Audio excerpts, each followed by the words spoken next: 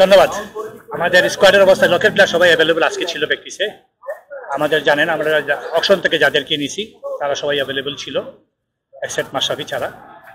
আর আমাদের foreign player আজকে 2 জন ছিল, 2 জন হোটেলে অলরেডি চলে আসছে, বাকিরা অন দ্য ওয়ে। আমাদের ক্যাপ্টেন এখনো সিদ্ধান্ত হয় নাই। আজকে আমাদের ওনার সহ আমাদের কোচিং স্টাফের মিটিং আছে, আজকে আমরা ক্যাপ্টেন ডিক্লেয়ার করবো। আমাদের স্কোয়াডে এখনো আছে, কারণ এই টিমের ওতপ্রোত অংশ হচ্ছে মাশরাফি, এবং আমরা ডিপেন্ড অন সিচুয়েশন ও কি ফিল করতেছে, ফিটনেসের অবস্থা কি, যদি মানে খেলার মত পর্যায়ে থাকে বা সিচুয়েশন যদি ভালো থাকে তাহলে তো অবশ্যই খেলবে। এখনো কথাবার্তা তো চলতেছে ওর সাথে, বাট ডিপেন্ড অন সিচুয়েশন কি হয়।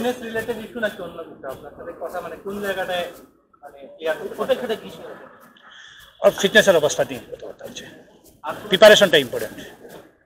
মানে একদম ক্লিয়ার বলেন যে মাশরাফি এই টিমের রোলটা কি, কারণ আপনাদের মানে যিনি কর্তা মানে বলতে যে প্লেয়ার না হলেও তাকে মেন্টাল টেন্টাল রোলও প্লাওয়া যেতে পারে, মানে আর আপনারা একটা প্লেয়ারকে যখন রেখে দিচ্ছেন মানে হি ইজ নট প্র্যাকটিসিং কাজতেছেন না, কতদিন পর্যন্ত তাকে রাখা সম্ভব? মানে বিঙ্গা কোচ তাকে আপনার স্কোয়াডে কতদিন রাখবে? বিকজ একটা টেস্ট ওই জায়গাটা খালি হয়ে মানে আটকে রাখবে। আমি আপনার সাথে একমত, যতক্ষণ পর্যন্ত ফিট হবে না খেলার জন্য আমরা মনে করি যে ততদিন পর্যন্ত আমরা বিবেচনা আনবো না ওকে। আমরা ওর জন্য অপেক্ষা করব, এটা হচ্ছে ওর কল।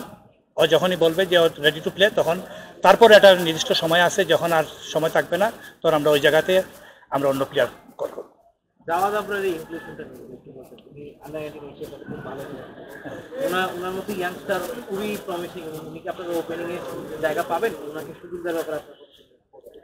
অবশ্যই একটা প্লেয়ারকে যখন আমরা স্কোয়াডে নিয়েছি তখন তো তাকে সুযোগ দেওয়ার জন্য চিন্তা করে নিয়েছি।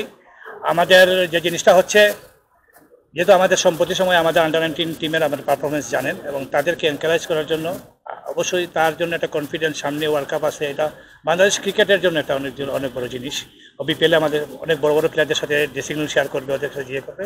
তারপরও সুযোগ থাকবে যখন আমাদের যারা এক্সপিরিয়েন্স প্লেয়ার আছে বা প্রথম লাইনে সারির যারা আছে তাদের রিপ্লেস হিসাবে আমার অবশ্যই ওদেরকে সুযোগ দেবো। ভাই লাস্ট কোয়েশ্চেন, ভাই মানে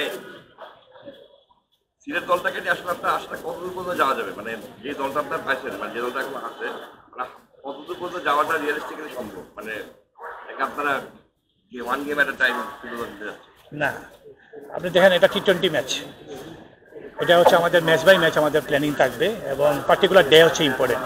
ওই ডেতেই কে কখন শর্টার পার্সন ক্রিকেট কে কখন ভালো খেলবে এটা বলা যাবে না।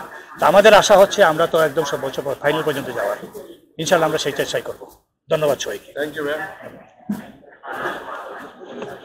ভাই